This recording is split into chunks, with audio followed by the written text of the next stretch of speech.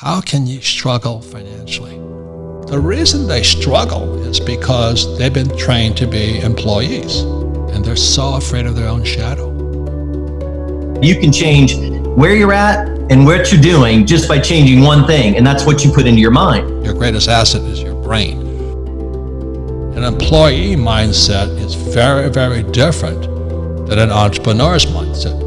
Tiger Woods, he didn't get paid for years. He was an entrepreneur. He practiced, then he hit the big bucks. And so that's kind of the entrepreneur's mindset. You're going to find out if you're ready to transition out of the employee mindset into the entrepreneur's mindset without money, without support, making mistakes and falling down and standing up. It is one journey. There's a huge sacrifice that people don't think about. You know, most people think, oh, I'm going to start a company, 2 months later it's going to be worth $1 billion and I'm going to make a fortune. That is actually not what happens to 99% of people. 8 out of 10 fail. They have to do it 3 times. They spend a decade before they get their hit, or they work at one company for 15 years and they finally get an exit. It's more like that, and the personal sacrifice is huge. There is no soccer game on Saturday. There's no Sunday dinner with the family. You're working because some guy in China or in India or some woman out there is kicking your ass, because we're in a global competition now. And so I don't care what your business is, men, women, you have to understand that you're going into a huge lifestyle change. And I tell people it's not for everybody. Don't do it if you don't have the stamina to get kicked around and driven into the ground and get up and do it again and beaten up by people that tell you, this is not kumbaya stuff, this is hardcore stuff. Failure should inspire you to get smarter. And unfortunately, our school system says if you fail, you're stupid. That is not true.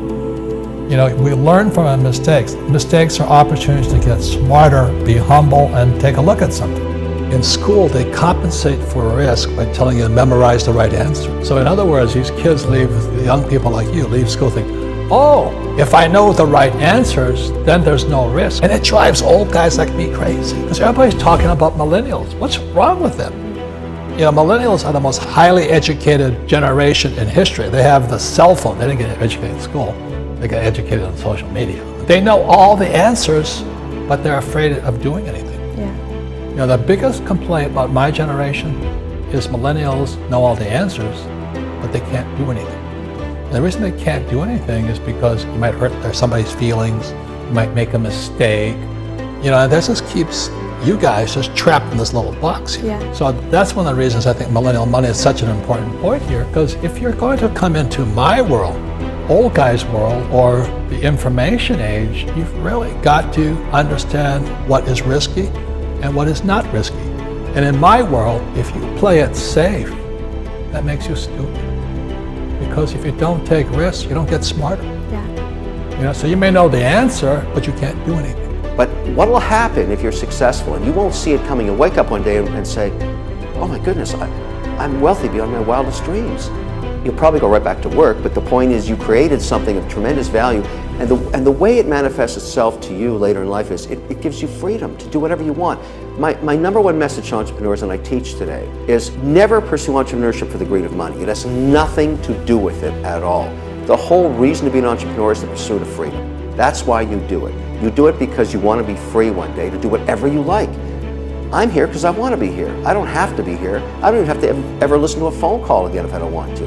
That's not what I want to do. I enjoy spending my time doing the things that I want to do. And I deserve it because I worked like hell to get here. And so I'm a huge, advocate of capitalism. I defend entrepreneurship every day.